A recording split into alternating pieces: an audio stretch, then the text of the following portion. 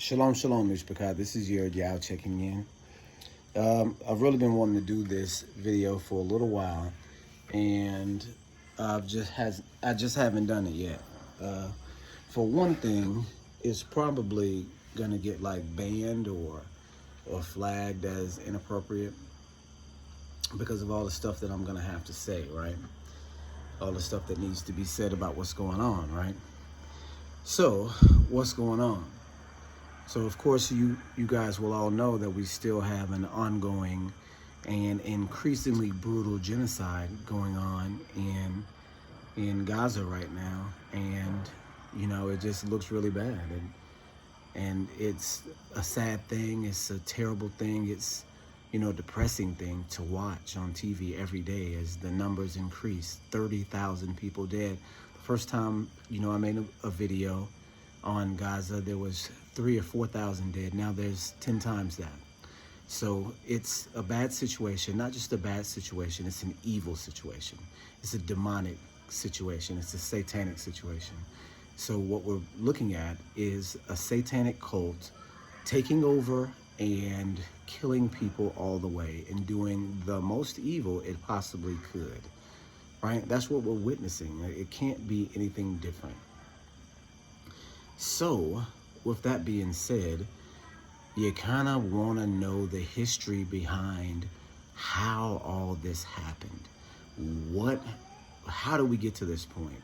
Who are these people that are calling themselves Jews and doing the most, right? Doing the worst. Dressing up as doctors and nurses and patients with machine guns going in and killing people in a hospital. It's just an evil thing to do, right? That's just an evil thing to do. Dropping bombs on children, telling people to go hide in a place and then dropping bombs on them. This is what Israel is doing, what fake Israel is doing right now. Fizrael. This is what Fizrael is doing right now, is telling people to go somewhere and then dropping bombs on them. 30,000 people dead. And Israel's going to walk in and take the land with America's help. That's what's happening right now. So, what happened? Where did these people come from? How did they get all this power? Why are they in control of the world right now? Why does the world look this way, the way that it does right now? All right, we're going to have to kind of go all the way back to the beginning. And I'm doing this kind of freelance or freestyle, so forgive me if I get some of the names and places and dates wrong, but they'll be close. So just double check me and figure out what's going on. So let's start at the very beginning. And I guess you can say that the beginning would be Revelation 2:9 and Revelation 3:9. Also Philippians 3 and Galatians 4. Right, and you guys want to look up each of those places, because each place has a significant understanding in what the old world looked like and what the ancient Jews were up against, right? What our ancestors were up against. So what it says in Revelation 2:9, it says, what does it say? I know the deception of those who claim to be Jews and are not, but are the synagogue of Satan, right? And I'm butchering that verse, but everybody knows that verse. And then in Revelation 3:9, it repeats the same thing, saying, I know the deception of this group of people which claim to be Jews, but do lie. Behold, I will make them of the synagogue of Satan worship at thy feet, right? And he's talking about the actual Israelites, worship at the Israelites' feet. That's what John said in Revelation 3:9, right? So there's not the only places where they talk about fake Jews and, people claiming to be Israelites but are not, right? It talks about the same thing in Galatians 4. It talks about a group of people that were in control of Jerusalem that were actually Arabian, right?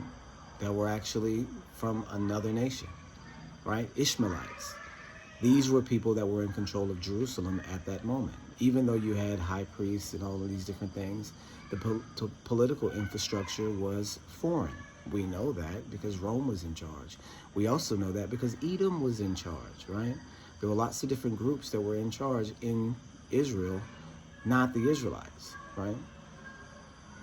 And so these particular people would pretend to be Jewish themselves and would, according to Israelite law, be Jewish if they abided by the commandments, right? They'd be a part of the family.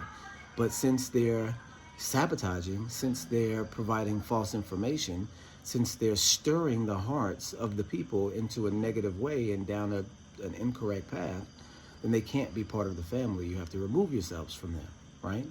And that's what the nature of 2:9 and 3:9 of Revelation is, that these people are not the people of the commandments. They are the synagogue of Satan, right? These are people who worship the devil in secret. We know that Israel used to do that. They had places in the temple where they could slip into, and secret trap doors that they could get into and worship demons on the inside of the temple. We know that Israel did that, but we also know that the nations do it as well. And these particular people were pretending to be Jewish, and in their synagogue they were worshiping the devil, right? So it also repeats this, and it doesn't repeat that exact same sentiment, but it goes into who the people are in Galatians 4. And then there's a warning from Paul in Philippians 3, right? It says, beware of dogs, beware of deceivers, beware of the concision, right? I'm sorry if I'm messing this verse up, but I do know it says, beware of dogs, beware of either evildoers or deceivers.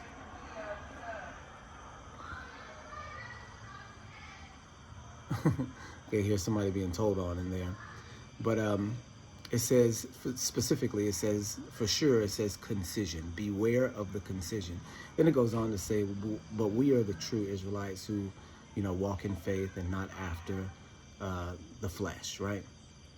So you have to recognize that the flesh that he's talking about is the fleshly people, but not just fleshly people as far as worldly.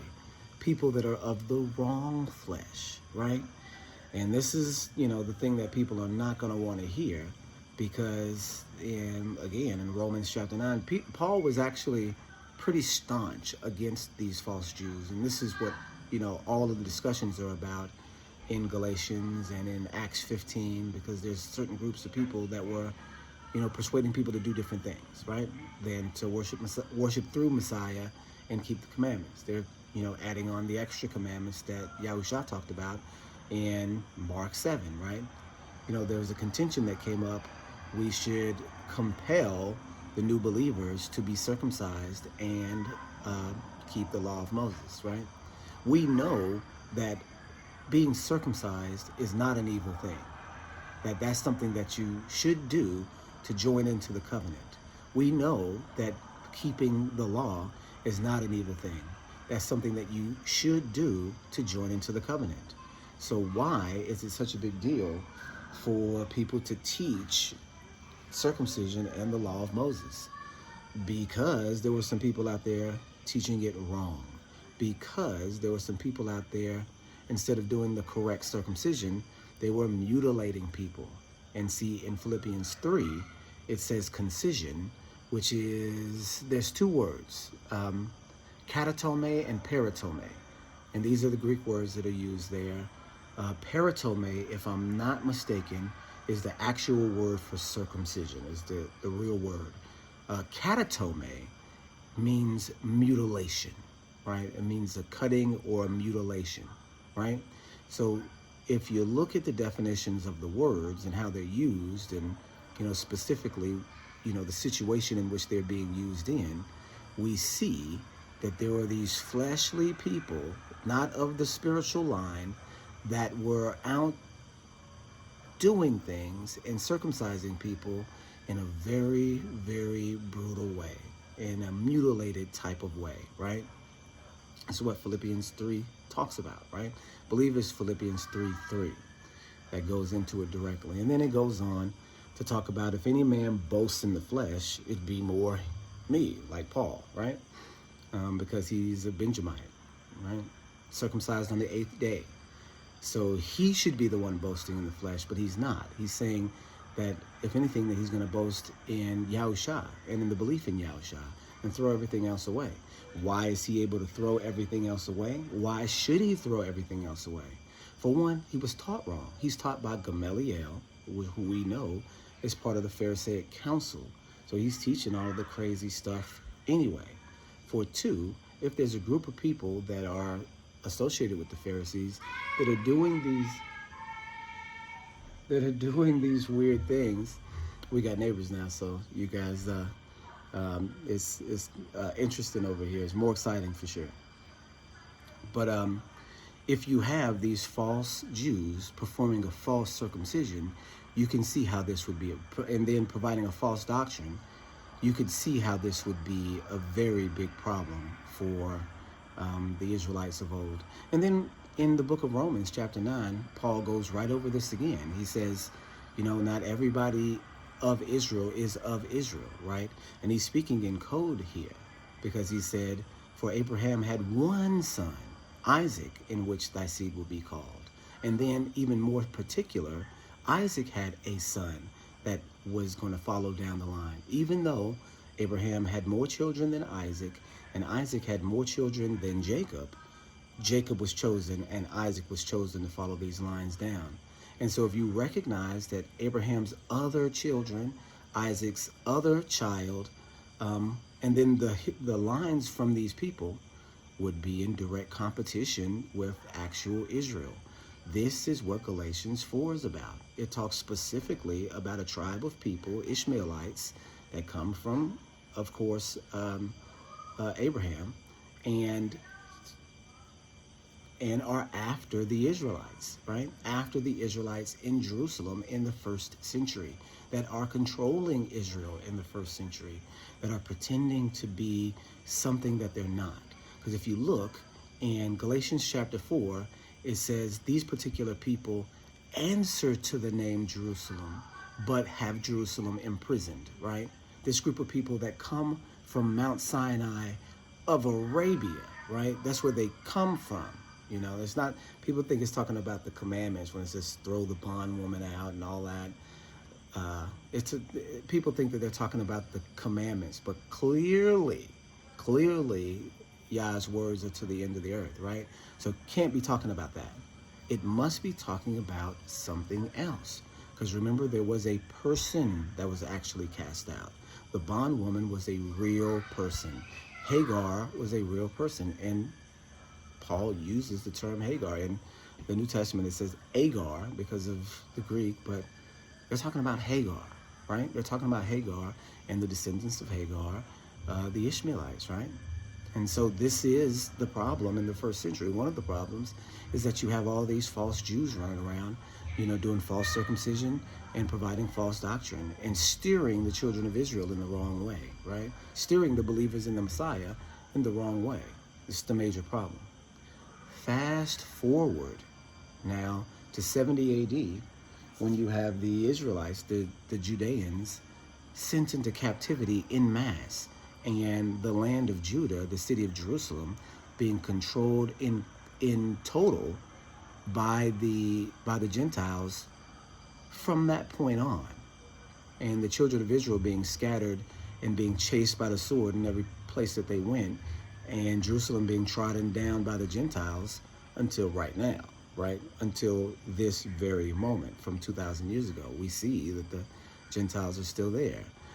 We have to recognize them as Gentiles, though. So, where do these people come from? And so if you follow my channel, you recognize that the channel is an Israelite channel, a Hebrew Israelite style channel, right? And so what we do is we interpret the world through a biblical lens, right? And that's really the only way that you're going to be able to interpret it with any truth, because there's so many lies out here. There's so many false paths and forks in the road that you can follow down and become lost, that you have to have a guide, that you have to have landmarks, that you have to have some sort of tool to be able to decipher what's going on. And the Bible is the only tool that you can have to do this, because it's the only thing that's going to provide you truth. And And it's not going to provide you just a straightforward everything that you need. It's been tampered with to the point that it needs to be decoded. The information inside is correct, but the language and the terminology has to be decoded because, you know, there is a Satan that exists. And since Satan needs the book to predict the future, he's going to keep the contents of the book very, very straightforward and very, you know, plain for him to go through, but change the names, change the ethnicity of the people, try to change the way that you feel about it. All of those different things have to happen because the book is so important, right? So with that being said, you have then the Israelites going into captivity in 70 AD, and, you know, prophesied not to return until the end of the world by Yahushua himself. So the devil knows that he's got an opportunity to put another people group in there, especially since there are so many other people groups that are vying for control, right? And so what we see then is several different groups of people rising up after the fall of Jerusalem to take hold of this Israelite heritage, right? You have several different groups of people in Persia. You have different groups of people in ancient Babylon. You have different groups of people that remain in Jerusalem, that go forward and continue to keep, you know, this knowledge and information of history. And then at the same time, you have the actual Hebrews that are going along and doing the same thing, right? And so the understanding that we get that these are foreigners that take hold of the text after Jerusalem falls, that concept comes from the concept of the Masoretic text, right? And so, and this is probably going to go down a very, very long and convoluted story here. But if you guys can follow along, you know, it kind of all makes sense at the end. But you'll have to maybe go through and look up a lot of these different things to be able to see that what is being said is true. So I invite you all to go do that and double check, fact check, and do everything, the additional research to make sure that we got it all together. But a couple hundred years later, you have a group that takes control of the biblical copies in Jerusalem, in Babylon, and then you have several different schools of rabbinic studies that follow along this Torah path, and not only the Torah path, but the Gemara and the Talmud as well. So the Gemara being an extra biblical set of understandings that the rabbis have put into place, Talmud being the same thing. Really, the false doctrine books are the Gemara and the Talmud, right? These are books that are on top of the Torah that have additional laws and understanding that are derived from the Torah but are not Torah themselves. We know the Torah is the law, the first 5 books of the Bible, right? We also know that the Tanakh, which is the prophets and the writings, are also genuine parts of the Bible. The Talmud and the Gemara are not, right? This we know. So when you start to analyze who these people were, the Masoretes, you start to look, and they're portrayed in history as the actual Jews, right? That they're just continuing the tradition forward and writing and keeping text and, having schools of scribes and making sure the information is contained and annotated correctly and preserved, right? And so the information was preserved by these groups. But you begin to be able to tell that these cannot be the ancient people, because the first thing that they do is add to the text, right? In the scripture, we know the scripture tells us not to add to the text. But what they end up doing is adding what is called the Nikud vowel point system. And this is an interesting system that we have because it basically goes over every sound that the Hebrews were making at the time. Every individual sound is annotated by a dot, or they call them dagesh, or a point, or some sort of marking to determine what particular sound is made. And if you do any, additional research on the Nakud vowel pointing system, you'll learn that as, these different schools of scribes, you have the Ben Asher family and then the Ben Naphtali family. Whatever school of scribes that you come from, there was a different Nakud system that they used.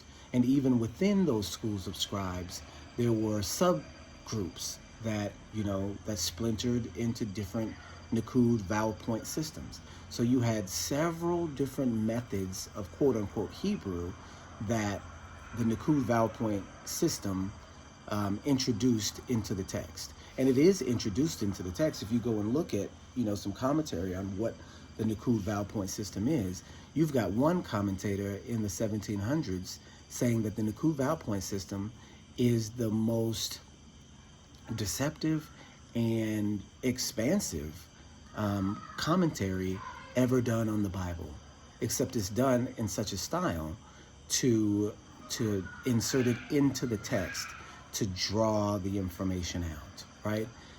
It's even been spoken that a lot of the verb tenses or some parts of the verb tenses that the Nakud vowel point system used is fabricated completely, that the verb tense doesn't even signify this particular understanding. So why is the Nakud even there in the first place? If you're an ancient Israelite and you're, trying to preserve your language, why would you have to preserve how it's spoken, right? So, that's a possibility that you could say, oh, maybe one day in the future, we're all going to forget how to talk, and all of these communities are going to be wiped out by these pagans. So we'll need to devise some sort of system in order to preserve how the words are spoken. But what other language in history has needed to do that? What other people in their indigenous language have had to go back and reteach themselves, or proactively teach themselves how to use it, especially since you're using it every day, you're talking to your children, and all of these things are just very, very, very commonplace. You have groups of rabbis, groups of educated people who continue to teach how to talk, and then you have the actual language that you use, that you yourself are using on a daily basis. You're not going to need the Nakud vowel pointing system to tell you how to pronounce letters unless you are foreign to the text. That's the most logical reason for the existence of the Nakud vowel pointing system, because you have a group of people who were originally foreign to the text, who had to be reminded with every single letter how it's pronounced, or how it could be pronounced. Because remember, in the Nakud, it's every sort of vowel that can, or every sort of sound that Hebrews made. Even the B's and the V's, we know at some point that V probably slipped in there with the Persians, and just as a style of pronunciation that follows with you when you are around a certain people, right? We know that can happen. So every style of sound was recorded in the Nakud and then laid over top of the scripture as if it's a translation, or as if it's a part of the text itself. The Nakud was never a part of the original text. The Nakud vowel pointing system was only standardized about 1,000 years ago. So the text that we have in the Bible with the Nakud in it, the Masoretic text that we use, is 1,000 years old, right? It's not 4,000 years old. It's not 3,500 years. It's 1,000. The actual bare bones text is at its oldest 3,500 years old, but the Nakud with it is new. It's 1,000 years old new, right? And so this is what tells us that the groups that preceded controlling the Bible and the Torah after the fall of Jerusalem were foreigners, because they had to be reminded in the text how to pronounce the letters. No other group of people has had to do that except these foreigners that, were approaching the text, right? And so once we get to understanding that that was the case, we then move on to another segment in history where a very large group of white Jews, and now these are white people, the Jews that came along after our ancestors were kicked out of Jerusalem, were a mixed group of people. They were Arab, they were, some black, some, light skinned, curly hair. Do you see what I'm saying? Like Ethiopia. Ethiopians, are a mixture between Greeks and probably Edomites, and then some Ethiopians too, and Egyptians. But the actual Ethiopians we know are the darkest people on the planet. So they have to be the Sudanese people that are just below Ethiopia. Those have to be the actual Ethiopians. We see the pictures of Ethiopians on the wall. Ethiopia means land of the blacks. Even the Bible talks about, can the Ethiopian change his skin, right? And so we know in the past that's been used to prove that, oh, these are black people and these are white people, like the Jews are white because they're saying that the Ethiopians were really black. But no, we know that there are shades of brown. And on the scale of the shades of brown, the Ethiopians were the very top, being the darkest people, right? And that's what we see in the South Sudanese people today. So it follows that these are your ancient Ethiopians right there, the Cushites, right? So with that being said, we know that the groups of people that controlled the text in the Middle Ages, between 600 and 1000 BC, began to change the text in such a way that made it foreign. And they added these foreign elements to it because they needed to do that.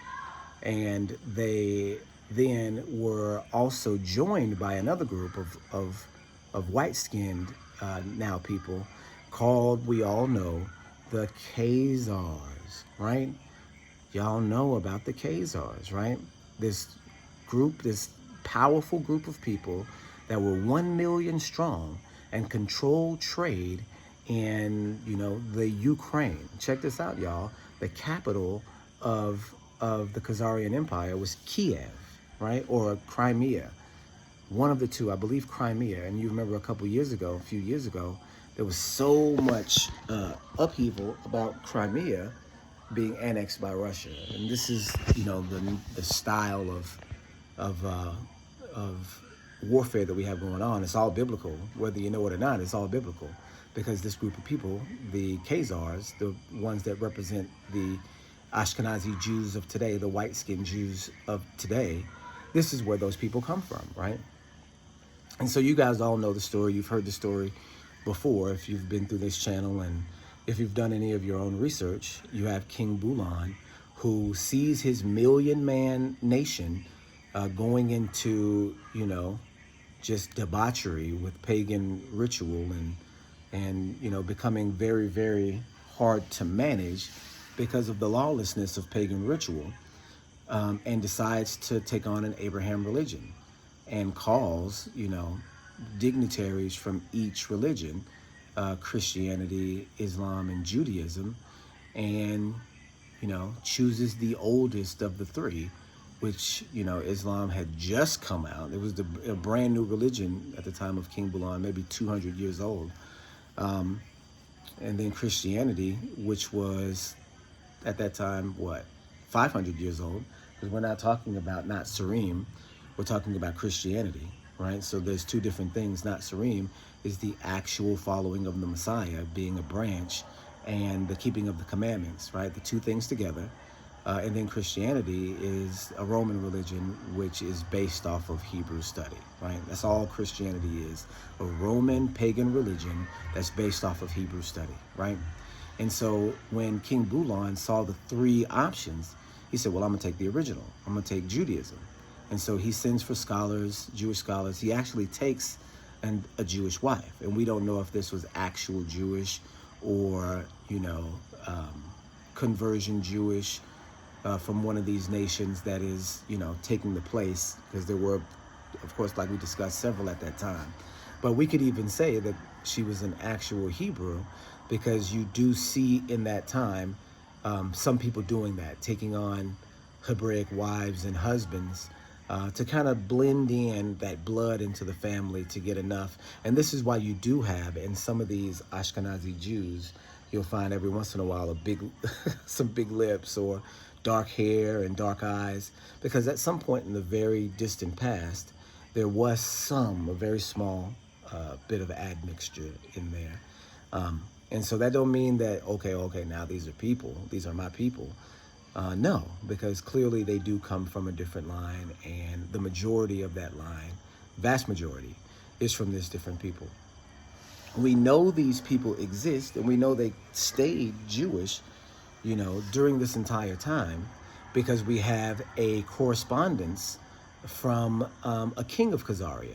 I believe it was King Joseph, about 200 years after the conversion of Bulan. I think Bulan was his grandfather or great-grandfather, somewhere in there. So what you have is a correspondence of the converted Jews reaching out to Spain, because at this time, the actual Hebrews had been scattered all throughout Europe. What people don't recognize is that Europe was black, that there was a lot of black pockets of people in these lands. So all the places that you read of in the book of Acts, in Turkey and in Greece and in Italy, and all of these synagogues that were there, and all of these Jewish communities all through North Africa and Cyrene and Alexandria, all these different places were all black, just all black. You're not even talking about any mixed people. You're not talking about any converts. You're talking about actual Hebraic people that were black, that set up synagogues and set up churches and in these lands, right?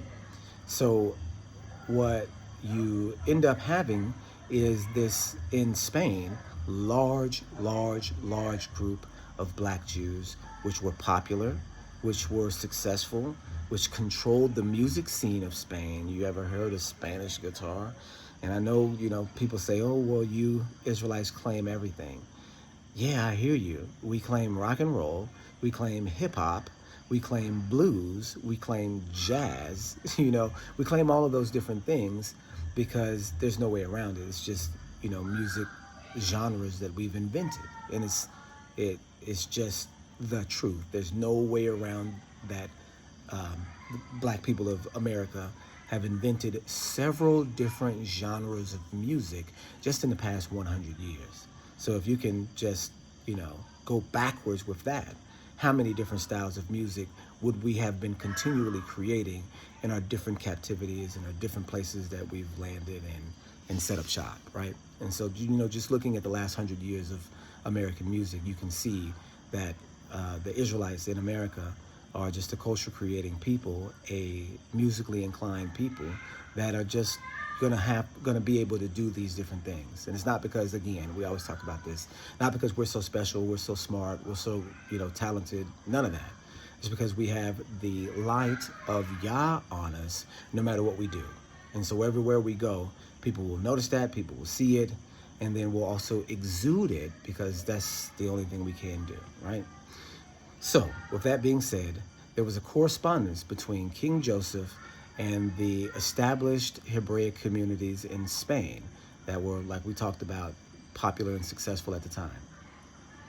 The correspondence reads that King Joseph, through his grandfather Bulan, great-grandfather or whatever, that they converted a few hundred years before the correspondence. And what's even crazier about this is that, King Joseph in Khazaria has looked up his own history in comparison to the biblical history in Genesis 10, the book of Nations, and identifies his great-great-great-great-grandfather as Togarmah, one of the sons of Japheth, right? One of the grandsons of Japheth, which comes from a line that's very, very, very, very close to Gog and Magog. And I can't remember exactly which son, if it was Meshach or Tiraz or one of the other ones, Gomer or wherever they come from. But, Gog and Magog come from those lines of people. So these people are the same groups of people that are established Gog and Magog. And we all know Gog and Magog are set by prophecy to trample the Israelites at the end of the world, right? Revelation 19, right? Revelation 19, Revelation 20. Revelation 20, I believe. And so we see today that this group of people was converted to Judaism about 1,000 years ago, continued to travel and continue to be nomadic people after the Eastern Orthodox Christian Empire began to be very popular in Russia and in surrounding areas like Turkey and other places, and push these people, to push these white Jews west, right? To where that they end up in places like Poland and all of these other, Eastern European, Germany, and all these different Eastern European countries. They settle there, and they then continue to do, and there's another thing about these particular people. Before they converted, right? Before they converted to Judaism, they were known as the serpent people. They were known as the people of the snake.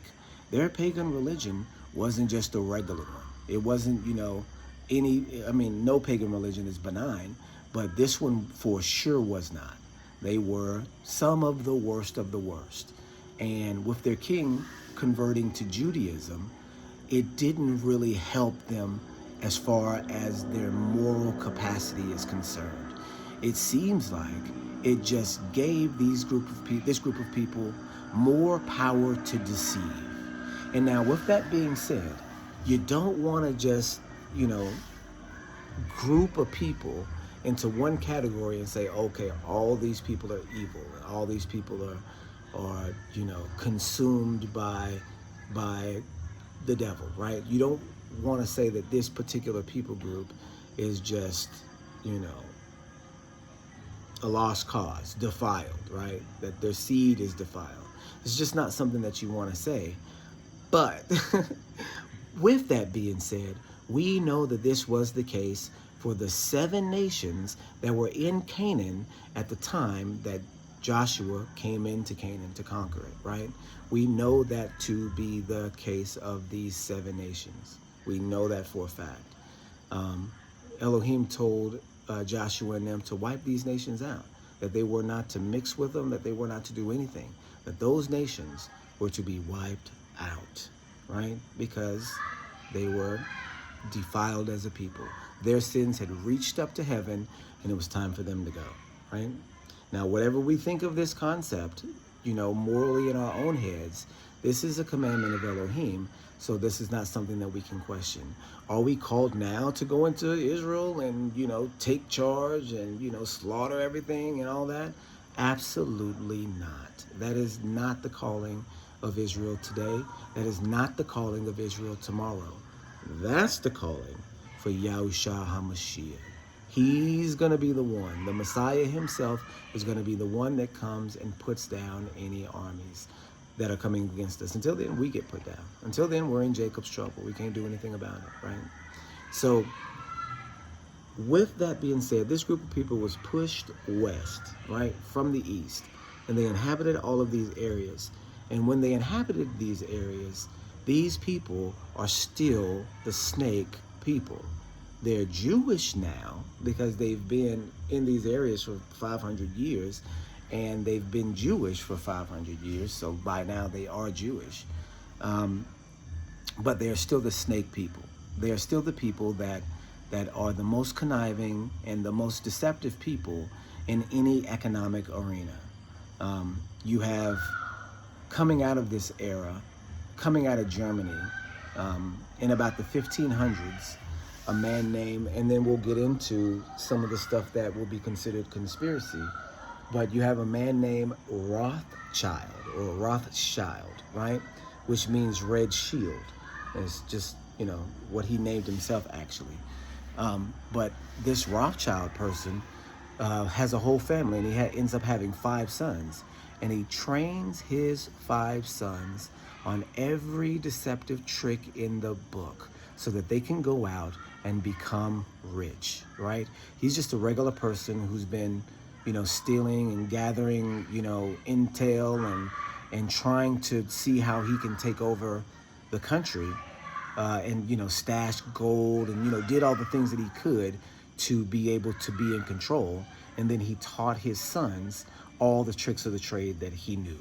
And so these 5 sons go on to all become bankers and all establish banks in the different parts of Europe where these Jews are, right?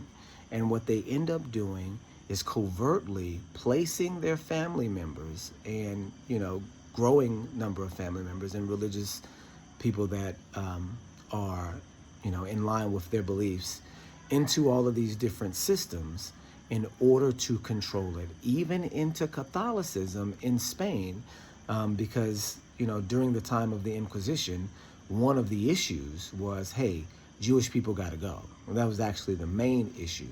And this is when, you have the Jews of Spain being kicked out and sent to West Africa, right?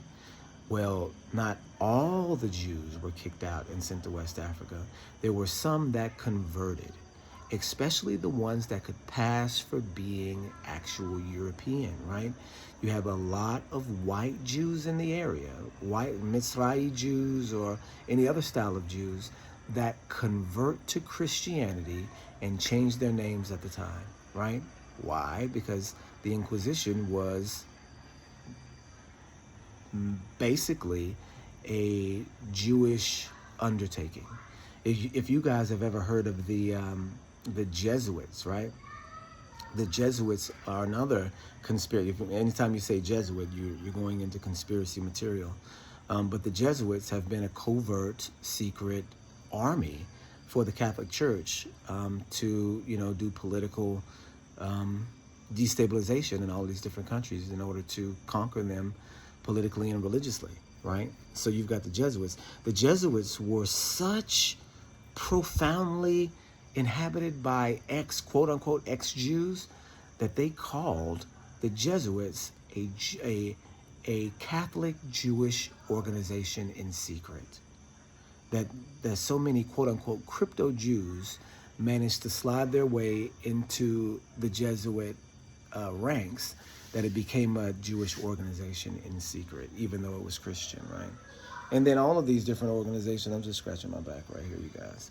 And then all of these different organizations at the very top levels, whether it's Catholicism, whether it's Protestantism, Judaism, Islam, at the very top, they're controlled by people who are controlled by the devil. These are all denominations of Satanism, which take after Hebrew culture, right? You've got the pagan denominations of Satanism, which worship particular gods all over the world. And then you have the Abrahamic satanic denominations, and that's Christianity, Islam, and Judaism, right? The actual real religion of the Bible is not Surim. The actual real religion of the Bible is not called Judaism. It really doesn't have a name. It's the people of the way. It's the people of the circumcision. It's not even a religion. It's a lifestyle. It's a culture, right? And so what we then find is that these groups of people, these white Jews, are scattered, right, in a very similar way to the actual Jews throughout Europe. But in these places, they get the Torah and they become successful, right? They take over the economic systems in all of these different places, right? And so you see very early on, at the turn of the century, 17th century and the 18th century, that these Jews in all of these different places began to change the historical narrative and began to look for ways to conquer Israel and to return to Israel. And so this is where it gets really crazy too, because we're going to have to go all the way up, and we're at 45 minutes right now, so it's very long. So you go and you get people like Theodore Herzl, who in the 1800s devise a plan to actually create a Jewish homeland in Uganda.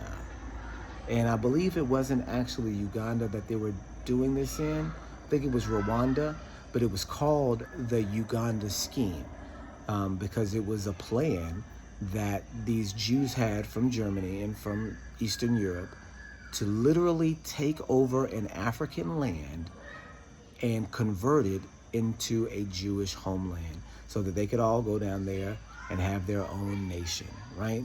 This plan eventually failed, but the idea had been put in people's head that it could work, but actually in actual Israel, right? And so they started to put together these plans, right? And this is where we get Russia and World War I, right? This is when you have the Workers' Revolution in Russia, where the czars, the kingdom of the czars, were executed in cold blood. And then you have the takeover of the Leninites and of communism to fully take over the Russian country and, you know, destroy any sort of religious anything at that time. This is coming from Jewish people. If you look back into a lot of the deciding factors in these governments in the early 1900s, these would be primarily Jewish governments in Russia and, you know, in surrounding areas, so that they could, you know, divert policy into doing things that would further their plan. And so you have World War I come out of this, right? And then you have Germany in World War I, you know, being full of the Ashkenazi Jewish people, and then being, you know, kind of played and tricked economically, where the Jewish people had control and the actual German people were, in some sense, enslaved economically by the Jews. And they saw that. It was not a secret. So in World War I, after World War I, you know, Russia went into a deep state of communism and, you know, control. And this is a Jewish operation. But in Germany went through a depression because they had to pay reparations and their economy suffered because of it, right? And the German people knew it was the Jewish influence that did this, right? And I'm not giving the Holocaust any excuse or this is the reason why and that this was some sort of justified action.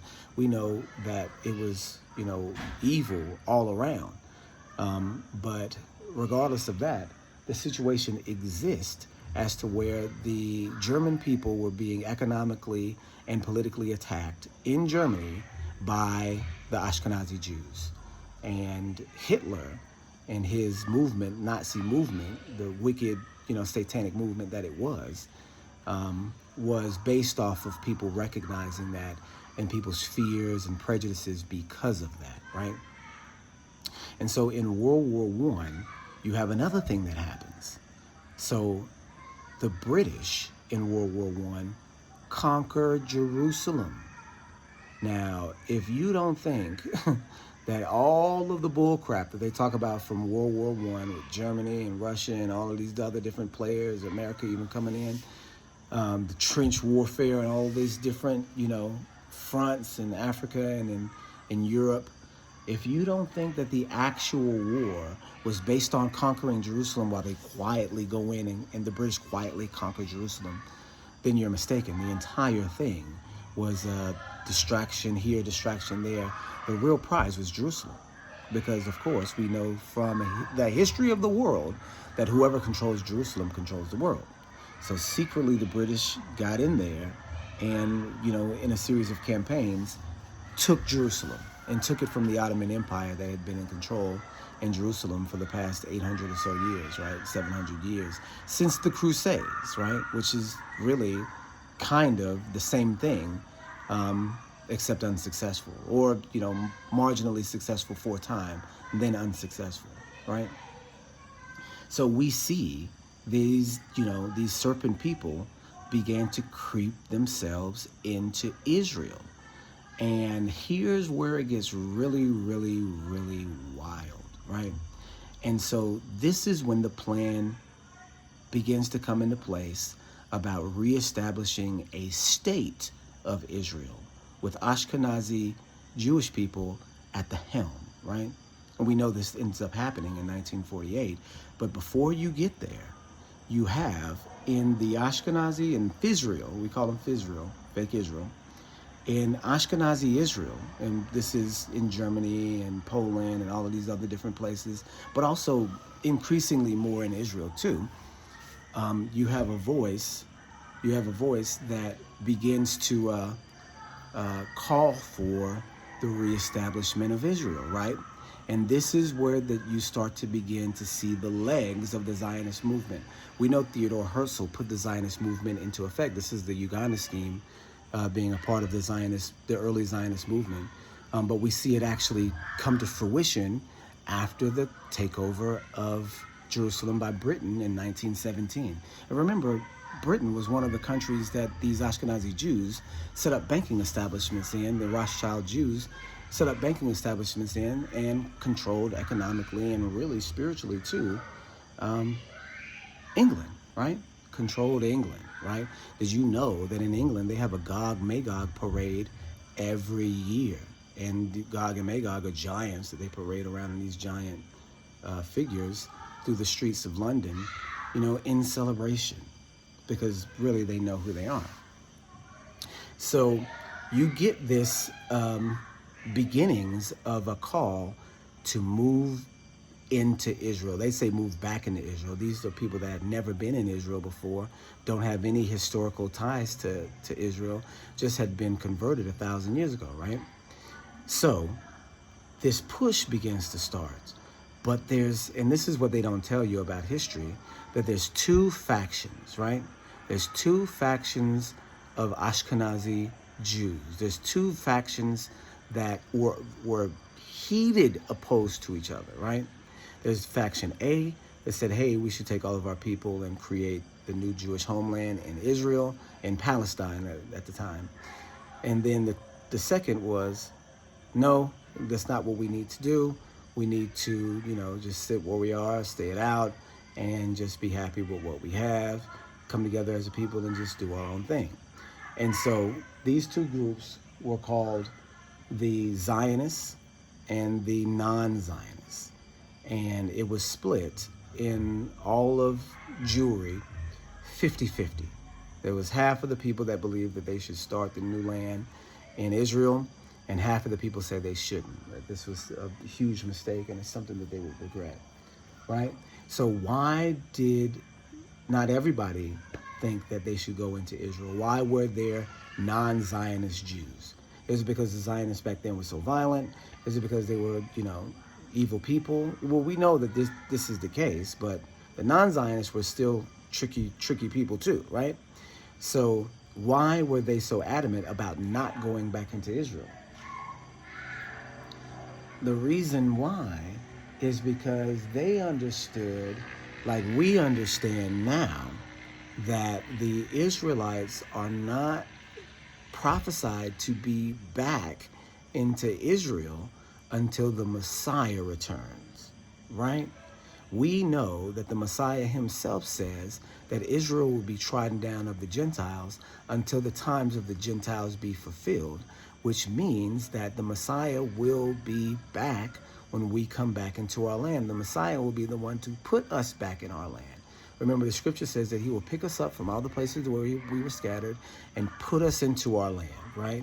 That this is an act of Elohim, and that the Gentiles themselves would be bringing us back in with gold and all sorts of other things, right? So this is the prophecy that's been in place since Isaiah, right? Since Isaiah 60, which has been 2,700 years ago, right? And so the problem that the non-Zionist Jews had is that, they know that they're not, these are the things that they can't say out loud, but these are the reasons behind the argument. They know that they're not the real people of Israel. They know that for a fact, right? They know the history, they recognize and they understand. The other side does too, but since they're liars, they don't care. They're just going to take the land and do whatever they want to do anyway.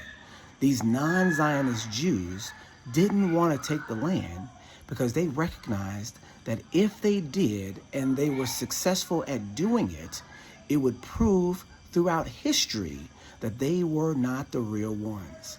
In order to keep the lie, they had to not be in Israel until the Messiah came. And since these non-Zionist Jews understood that, they didn't want their cover blown. Do you understand? They had just convinced the world that they were Jews to begin with. Before that, in the 1600s, the majority sentiment is that Jews were black, right? It was a writer, I forgot where he was from. I think he was from France. He may have been from, no, I think he was from France.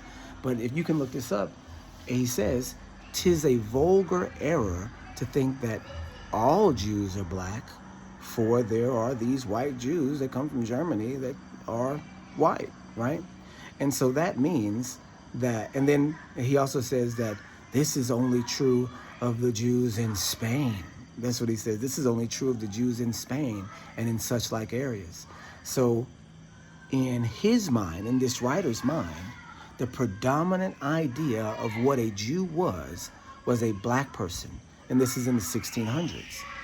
But you go on another 150 years into the 17 and 1800s, then you start getting a change in what a Jew actually is. And you start seeing, you know, the lighter skinned, the white skinned people being portrayed as Jews at that time. And then you already know that at the time of the Renaissance, the rebirth, that in all of these different areas, all of these different European lands, there were commissions to envision all of the biblical figures as sculptures and paintings of all white people. This is when they changed history right there from black to white. So these non-Zionist Jews knew that and were not going to allow the Zionist Jews to blow their cover. They're saying, hey, you guys are going to ruin it for everybody. You're going to let the cat out of the bag if you guys try to go back into Israel. And so when they start going back, you know, you've seen the slides from in 1917, how you've got the green land and then the red land, and then the red land was Muslim owned and the green land was Israeli owned, fake Israel owned. And then you see the land amounts change. You've seen the picture, the graph or whatever it is, the map, and you see the expansion all the way up until 1948, right? And so this is the reason for the rise of Hitler. I know some of you guys have heard that Hitler was part Jewish himself, right? People have heard that this is something that was a part of Hitler's history, that he had some Jewishness in his family. In fact, his mother was said to be Jewish, right? His mother or his grandmother or something like that. And that, he comes from this line of people. But of course, that's a crazy thought, because this is the Holocaust we're talking about, the destruction of the Jews, right? But if you think about it, it's right on line with what they do today. If you've seen what's been going on in the war, right, and what they call a war, which is actually a genocide, you have reports about on October 7th, the day of infamy that they're all talking about, where Hamas came and killed 1,400 people in Israel, and then they launched the attack to retaliate, right, and then killed 30,000. That Hamas wasn't actually the ones who killed most of the people in this attack, right? It was the Israeli army who were firing on their own people and killing them, by the hundreds, right? They have at least 100 people that are confirmed dead by the Israeli army. And we didn't even have this confirmation until, much later on. But confirmed that many, many, many of the people killed were killed specifically by IDF soldiers, Israeli Defense Forces. Those soldiers that are working for Israel killed a lot of people on October 7th. And then if you go even deeper into that, you know that Hamas is organized and funded as as an opposition wing of Israel itself. Anytime they need to do something or go somewhere, they have terrorists that are available to do some sort of terrorist deed in order to justify their invasion of something. Like Al-Qaeda. Didn't you know that Al-Qaeda was CIA? Did you know that Bin Laden was a CIA asset? Al-Qaeda literally means the base. That's what Al-Qaeda means in Arabic. And what it means to the FBI and to the CIA is database. Al-Qaeda was a database of guerrilla-trained terrorists that were trained in America that they could utilize at any point in time and pick one to establish some sort of terrorist activity and then use them as a foil to go into a country and invade it. That's what Al-Qaeda is there for. Al-Qaeda is the foil created by the United States to start war. Just like that, Hamas is the Al-Qaeda for Israel. So Hamas has been organized by Benjamin Netanyahu, funded by Benjamin Netanyahu since the 80s, and propagated by Benjamin Netanyahu. It's his organization. He's admitted as such, right? And so even if you say, okay, well, Hamas killed most people, Israel funds Hamas. So Israel is still, sacrificing its own people in order to do a cause, to further their mission. Now, keep that in mind, right? You even have what is called the Samson Protocol, which is a Israeli army strategy that says that if the world starts to come and say, hey, that you guys don't belong here, or if anybody starts to do anything, like even their own citizens, that they'll blow their citizens up in order to they'll blow themselves up in order to establish their own supremacy in the world. They are willing to destroy themselves in order to gain more power. Keep that in mind. Look all these things up. These things are true today, and these are operations that are in place today that fake Israelites use in order to promote their plans, right? So backtrack 50 years, 60, 70 years to World War II and the rise of Hitler, him being of some Jewish ancestry at some point, and then, wiping out all the Jews in Germany. But not all the Jews in Germany. We know that a lot of Jews escaped and went to America. Is my hair sticking straight up in my head? I guess it is. We know that a lot of Jews escaped and went to America. We know one Jew that escaped and went to America, Albert Einstein, right? If you had one, you had a bunch. And then Albert Einstein goes right in and becomes one of the most popular people in the world, right? So Albert Einstein and then a lot of other people fled Germany before the Holocaust, right? So what it turns out, if I can, go back to the point that I was making originally, you have these Zionist Jews and these non-Zionist Jews that are in a struggle, in a battle, in order to have support for the state of Israel, right? So what does the Zionist Jews do but prop up Hitler, fund Hitler, and then plan for what is called the Holocaust? You guys go look up the word Holocaust. The word Holocaust means burnt offering. It means a burnt sacrifice. A Holocaust is literally a sacrifice.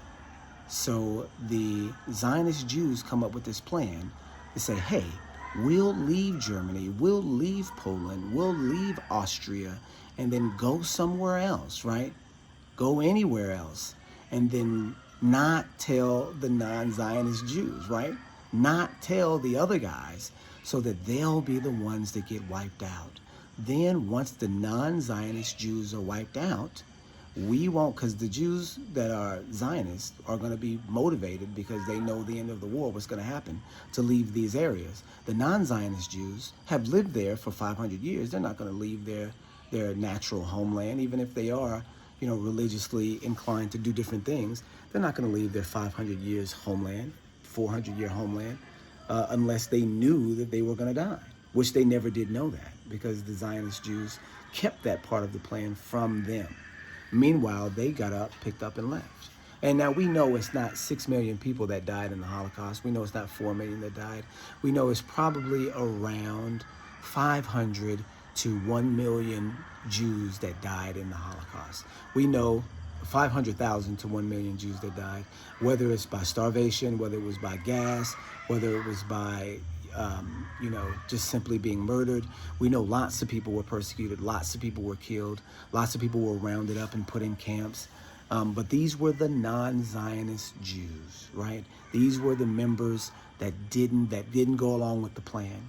And so once they were wiped out, they then could use them as the excuse. The Zionist Jews could use the dead non-Zionist Jews as a means of gaining sympathy from the world. in order to basically invade Palestine and create Israel, a place for all of these disillusioned Jews to go after suffering such a traumatic event, right? It was all a scheme, it was all a plan to gain Israel and to gain control, complete control of Israel. And guess what, y'all? It worked. It absolutely worked. You have what you have right now because these Ashkenazi people set up this wild plan going back all the way to World War I and beyond to be able to establish themselves in actual Israel as the actual Israelites. And they've gotten away with it for, as of right now, 100 years. And they're continuing it. And what this is, you guys, is Gog and Magog, the end of the world. When you have, you know, the person sitting in the place where he ought not, right? Claiming to be God, claiming to be Elohim, you know, the abomination of desolation.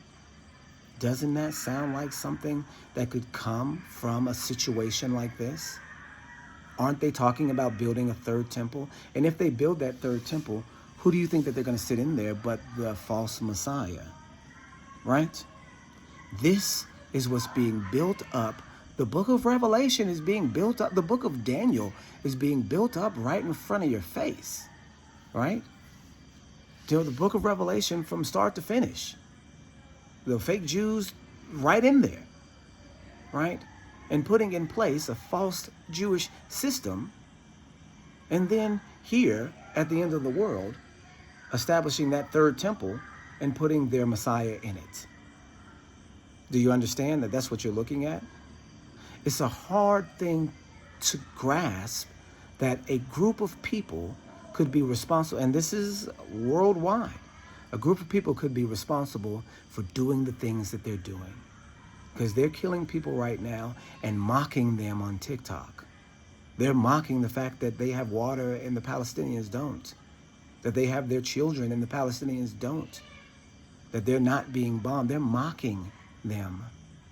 You're talking about public evil on a scale that I've never seen in my lifetime. Sure seems like these are the Nazis, doesn't it? Now, knowing how these people behave, doesn't it kind of make sense how Nazis behaved? Right? Isn't this the same sentiment that the Nazis had towards them? Right? It's because it was designed that way by them in the first place. These people are not slow people. They're smart people. And they've got that devil behind them. This is what it seems like. Remember how Elohim has his chosen group of people, this chosen family? You don't think the copycat's going to do the same thing? And you don't think that that copycat group will be successful in the devil's world? Because this is the devil's world right now, right? All for, you know, the good of Elohim in the end, but there's a strange working going on right now. And we see this particular group of people at the center. And the only reason that they're at the center is because they have this false claim that their heritage is in Israel. That's the only reason why they're there. That's the only reason why they're there now, because of this false claim. And when it becomes clear that this claim is false, it's gonna blow up.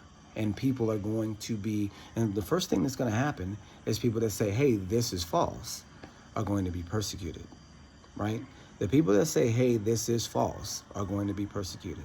That's why the term anti-Semite exists as a word that you can come back later and, like the word quote unquote terrorist, which anybody that opposes your doctrine is a terrorist, right?